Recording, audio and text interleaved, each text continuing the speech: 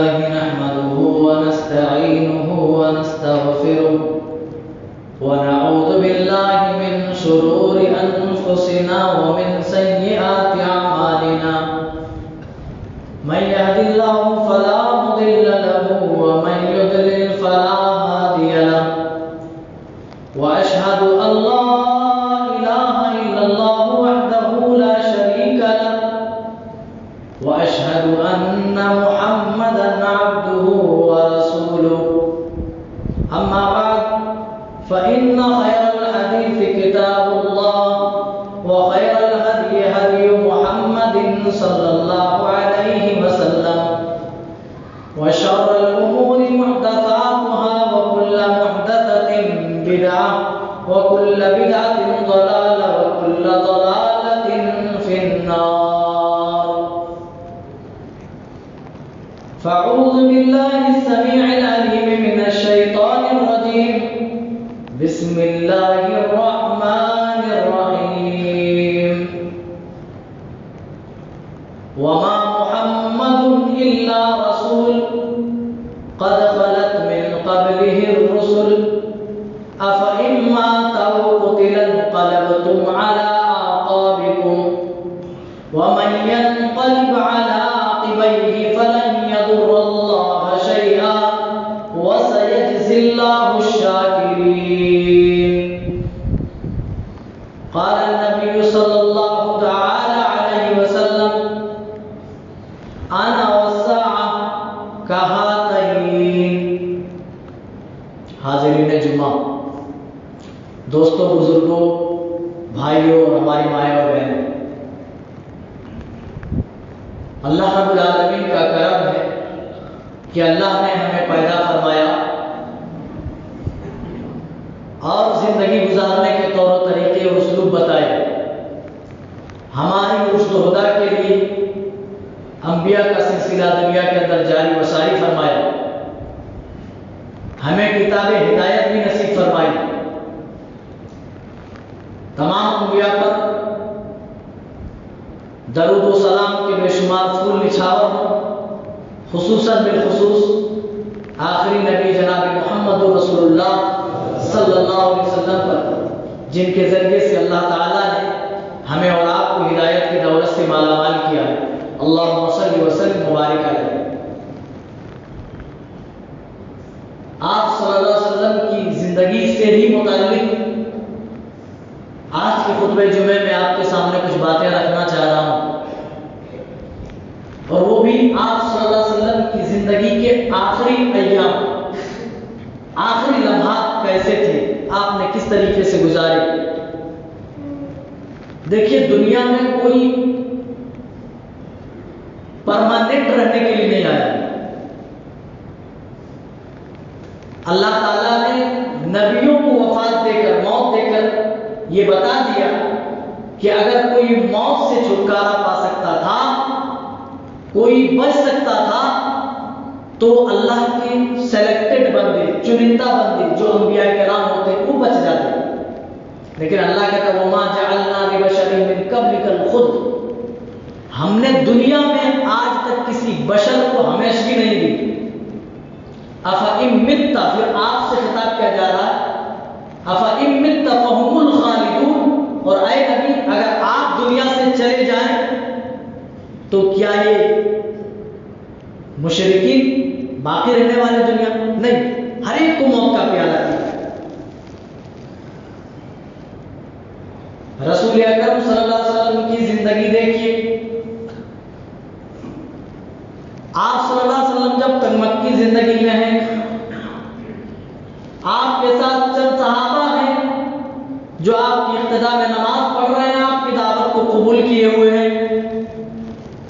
کچھ مردیں، کچھ عورتیں، کچھ بچے ہیں، چھپ چھپ کر دعوت اسلام دے رہے ہیں، چھپ چھپ کر نمازیں ادا کر رہے ہیں.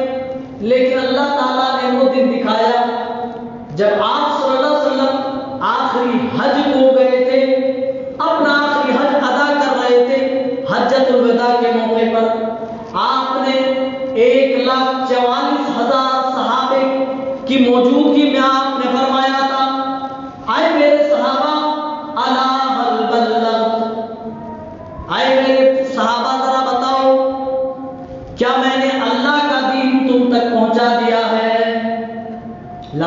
اسپیکر کا زمانہ نہیں تھا، مائک نہیں تھی، لیکن اللہ تعالیٰ نے تمام صحابہ کے کانوں تک آپ کی بات پہنچا دی۔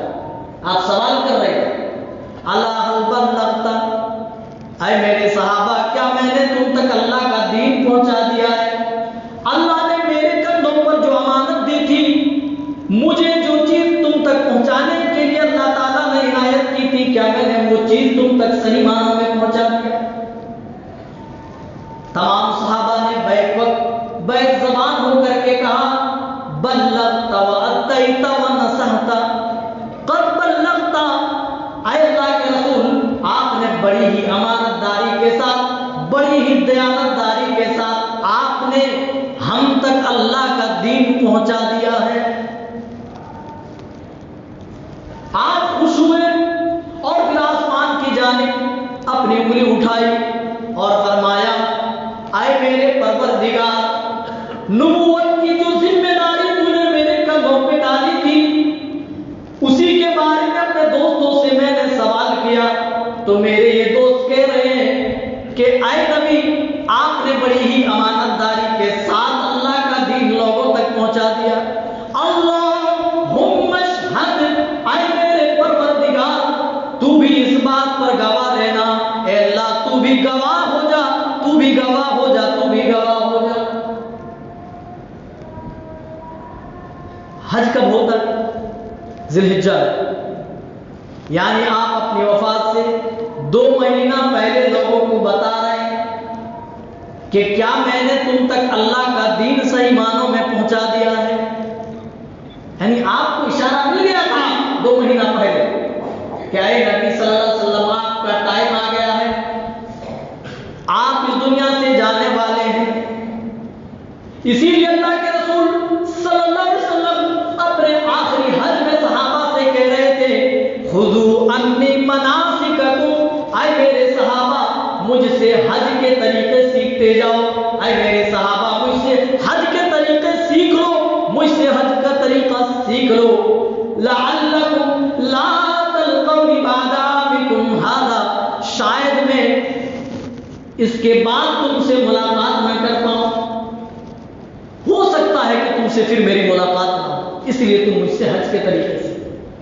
میرے بھائیو جانتے ہیں میدان عرفات میں دین کے تکمیل ہونے کا اعلان ہوتا ہے، آیت نازل ہوتی ہے، الیوم اکملت لکم دینکم واتممت علیکم نعمتی ورضیت لکم الاسلام دینا۔ اس آیت کریمہ میں اللہ تعالیٰ نے اس دین اسلام کے کمپلیٹ ہو جانے کی خوشخبری سنائی۔ الیوم اکملت لکم دینکم، اے نبی میں نے آج کے دن تمہارے لیے اس دین کو کمپلیٹ کر دیا ہے، مکمل کر دیا ہے۔ واتممت علیکم نعمتی، اور ہم نے اپنی نعمتیں تمہارے اوپر اتمام کر دی۔ ورضیت لکم الاسلام دینا، اور اے میرے محبوب صلی اللہ علیہ وسلم ہم نے اس دین کو پسند کر لیا ہے، سلیکٹ کر لیا ہے، چن لیا ہے، ہم نے اس دین کو اپنا پسندیدہ بنا لیا ہے۔ ورضیت لکم الاسلام دینا، میں اس اسلام سے راضی اور خوش ہو گیا ہوں۔ صحابہ بھی سمجھ گئے اب دین چونکہ مکمل ہو چکا ہے، اس لیے رسول صلی اللہ علیہ وسلم ہم سے جانے والے ہیں۔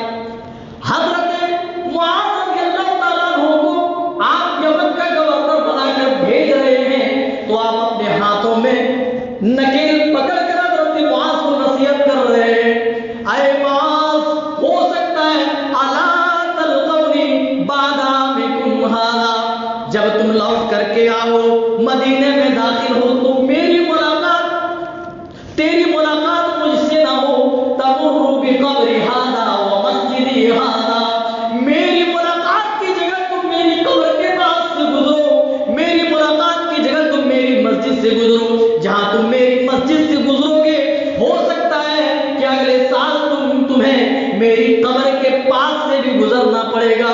حضرت معاذ بن جبل نے نبی کی وفات کی خبر سنی، زار و بتار رونے لگے، اللہ کے رسول کیا وہ وقت بھی آئے گا کہ آپ ہم سے جدا ہو جائیں گے؟ آپ سے جدائی ہم کیسے برداشت کریں گے؟ اے نبی ہم پر تو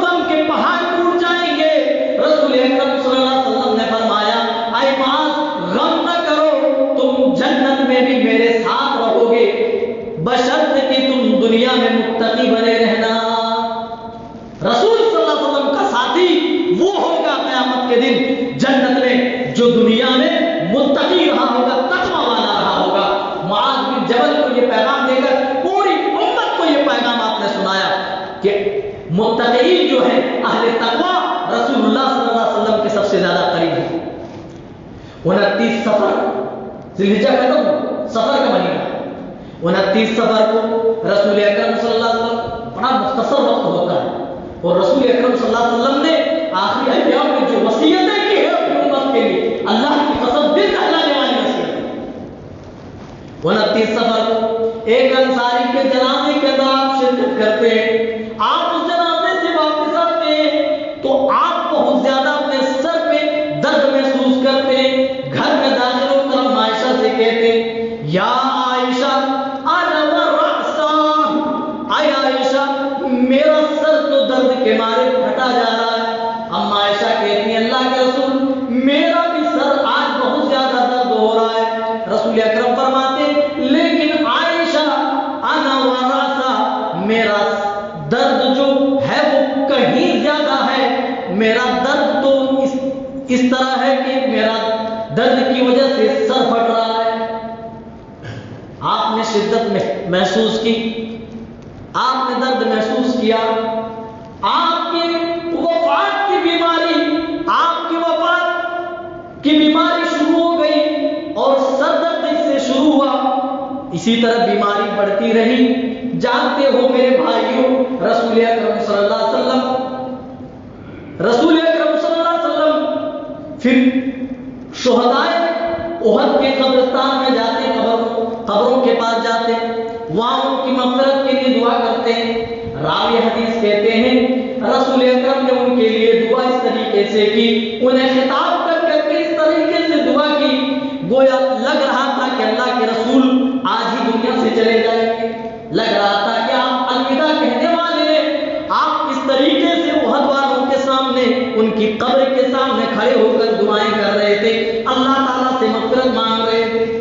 آپ پھر گھر آئے اور آپ نے صحابہ کو بلایا، آپ منبر پہ تشریف فرمائے اور آپ نے خطبہ دیا۔ یہاں سے وصیتیں شروع ہو جاتی۔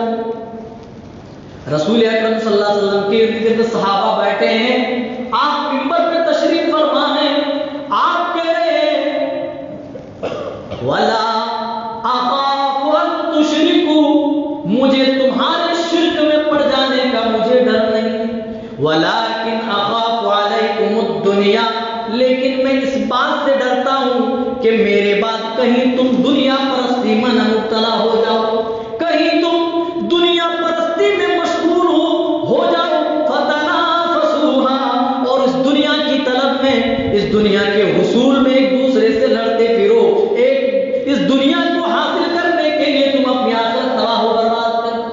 نبی صلی اللہ علیہ وسلم نے جس بات کا ڈر جتایا اپنے آخری ایام میں، میرے بھائیوں ان بیچارے مسلمانوں کی حالت اس دور میں دیکھیے، آج صلی اللہ علیہ وسلم جس بات سے ڈرتے تھے آج وہی بات امت کے سامنے ہے۔ یعنی آج یہ بیچاری امت مال و دولت کے چکر میں رسول اکرم صلی اللہ علیہ وسلم کے فرمودات کی بھی پرواہ نہیں کر رہی ہے، اسلام کی پرواہ نہیں کر رہی ہے، کیا حلال کیا حرام ان کے پاس یہ ساری چیزیں مانے نہیں رکھتی۔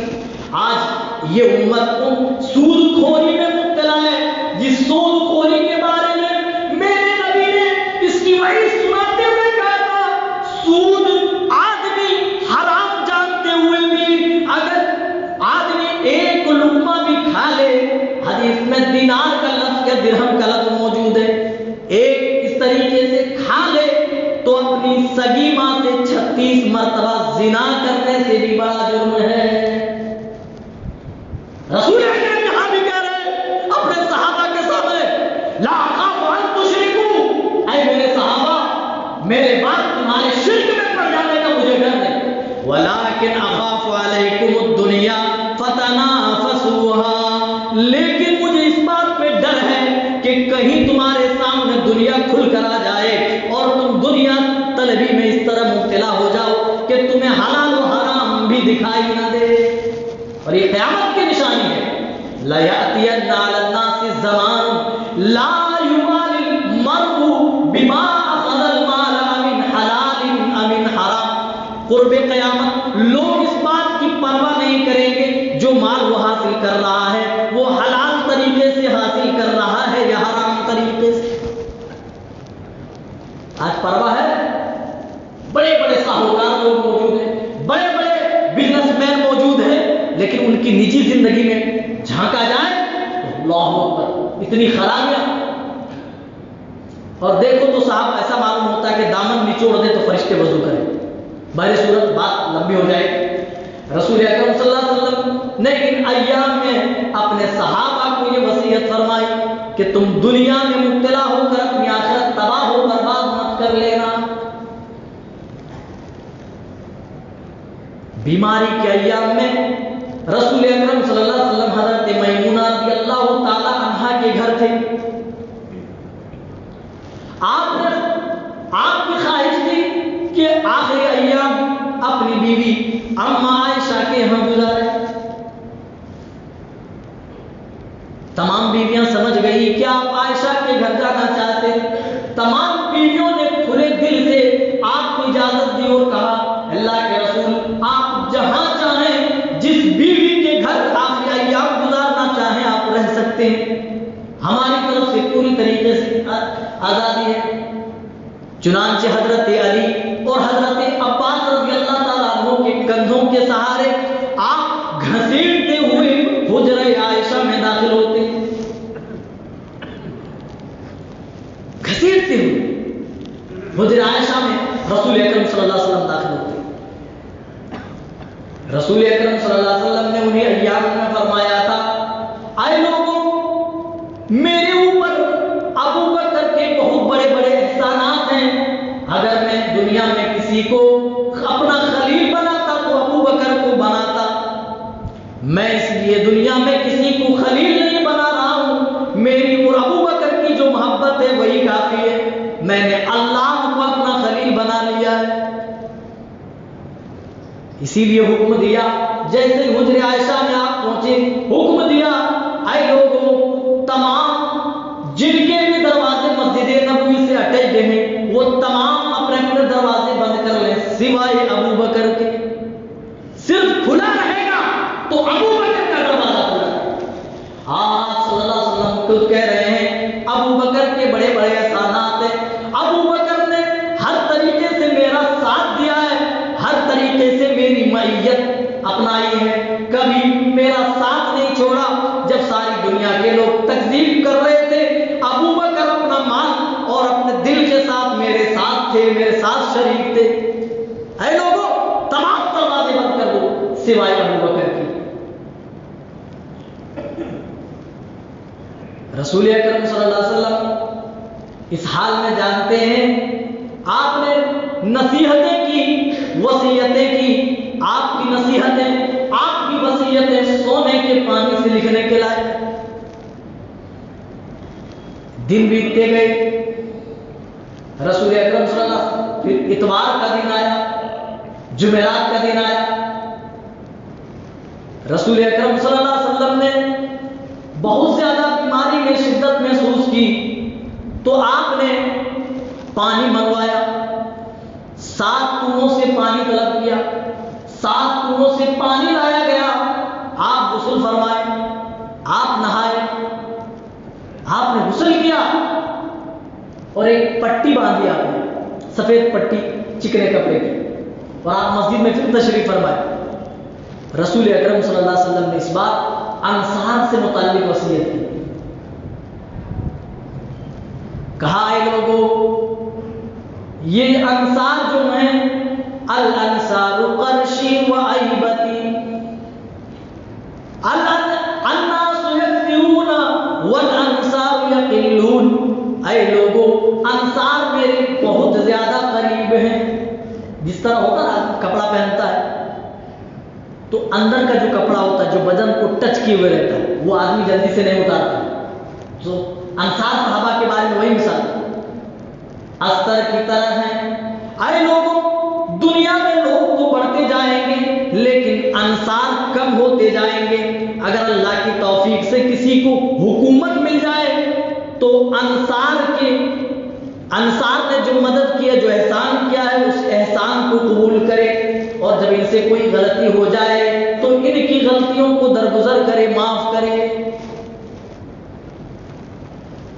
جمعرات کا دن آیا، رسول اکرم صلی اللہ علیہ وسلم اسی طریقے سے صحابہ کو سمجھا رہے۔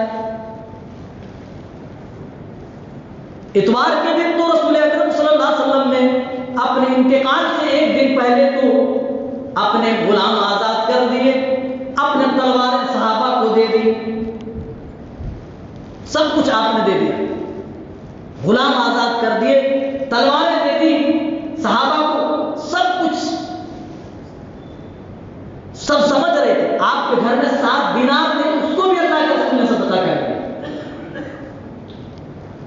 اور اس سے قبل جمعرات کے دن رسول اکرم صلی اللہ علیہ وسلم نے آخری نماز مغرب کی پڑھائی تھی، انتقال سے 4 دن پہلے مغرب کی نماز، جس میں راوی حدیث کہتے ہیں کہ آپ نے سورہ مرسلات کی تلاوت فرمائی، اس کے بعد پھر آپ نے دوبارہ نماز پڑھی۔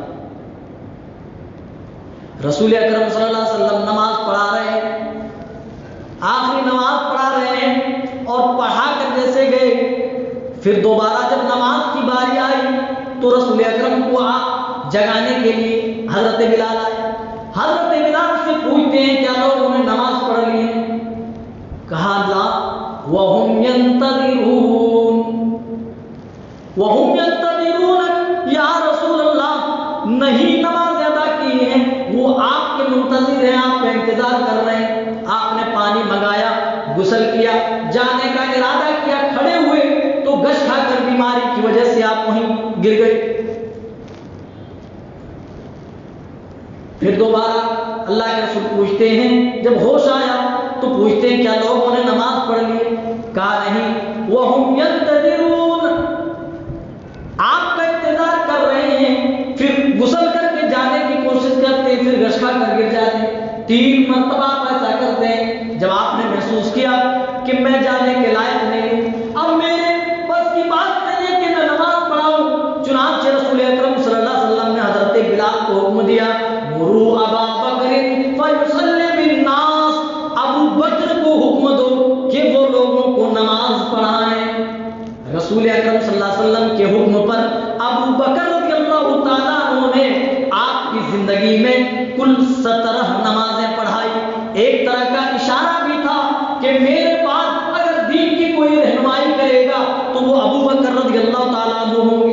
اسی لیے ایک بوڑھی عورت رسول اکرم صلی اللہ علیہ وسلم کے پاس میراث سے متعلق مسئلہ پوچھنے کے لیے آتی ہے، آپ صلی اللہ علیہ وسلم مسئلہ بتاتے ہیں، پھر وہ بوڑھی عورت کہتی ہے اللہ کے رسول کبھی میں پھر آؤں دوبارہ اور آپ کو نہ پاؤں تو میں کس سے ملوں، کس سے مسئلہ دریافت کروں؟ اللہ کے رسول نے فرمایا اے بوڑھی عورت، جب تم مجھ سے مسئلہ پوچھنے کے لیے آؤ اور مجھے نہ پاؤ تو تم ابو بکر سے تم پوچھنا، ابو بکر سے تم مسئلہ دریافت کرنا۔ آپ نے اپنی زندگی میں ہی بتا دیا تھا کہ میرے بعد اگر امامت کے منصب پر کوئی فائز ہوگا، کوئی خلیفہ بنے گا تو حضرت ابو بکر صدیق رضی اللہ تعالیٰ عنہ۔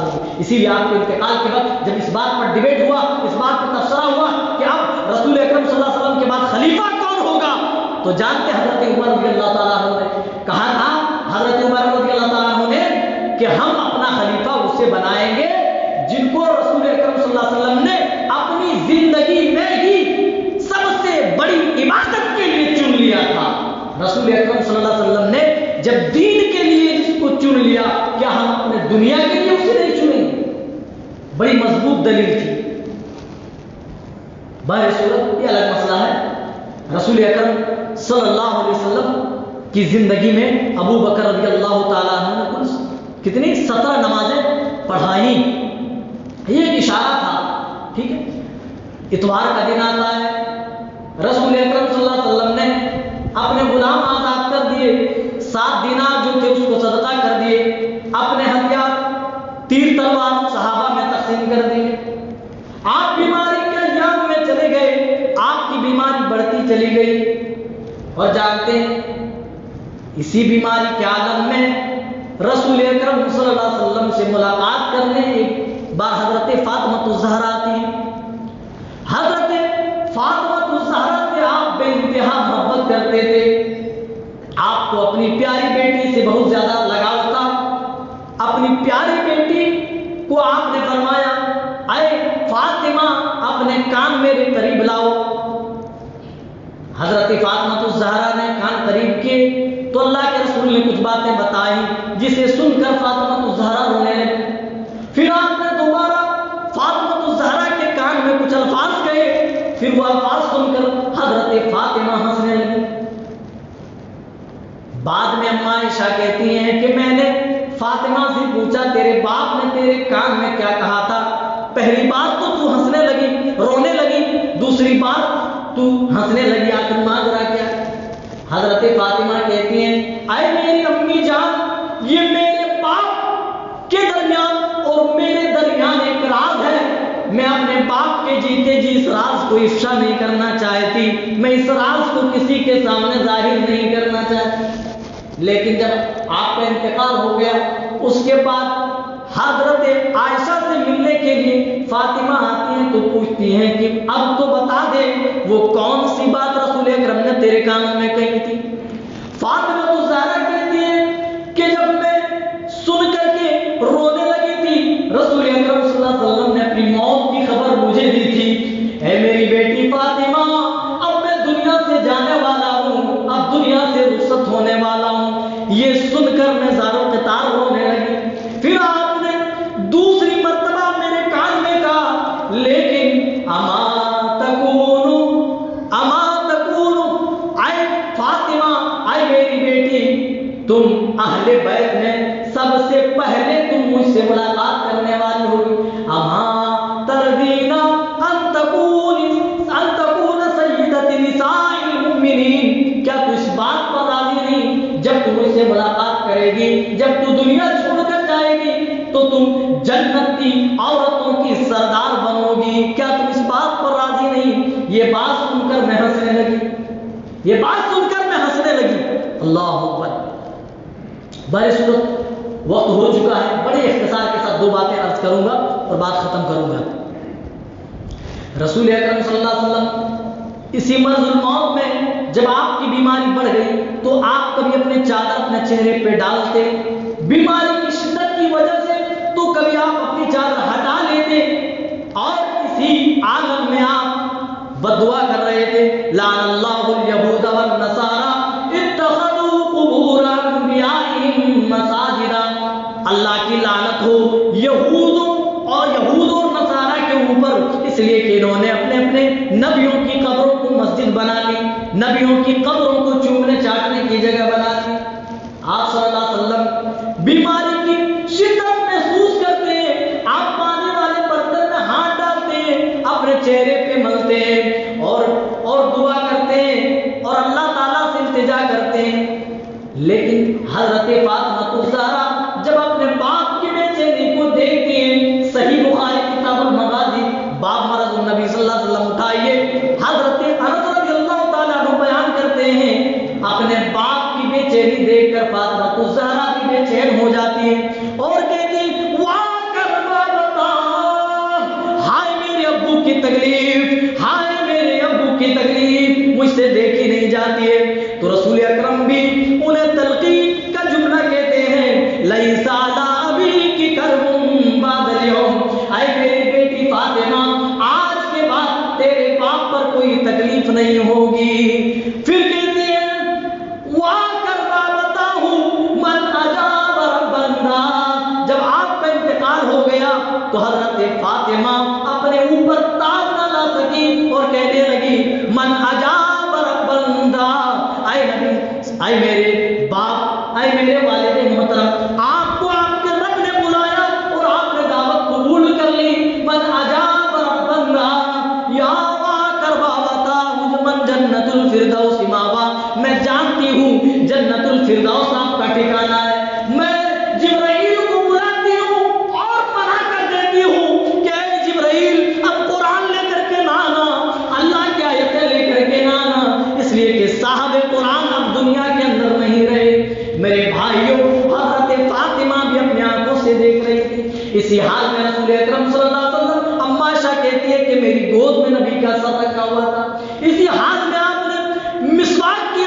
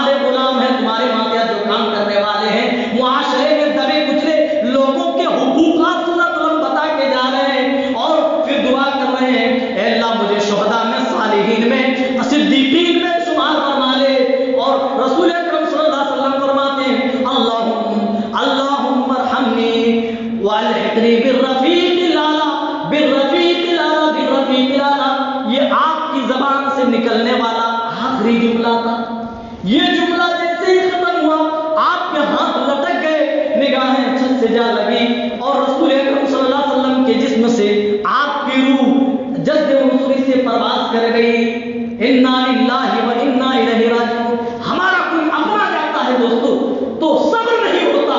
सहाबा ने किस तरीके से सब्र किया होगा, कहीं ज्यादा अपने लोगों से बढ़कर मोहब्बत करते थे।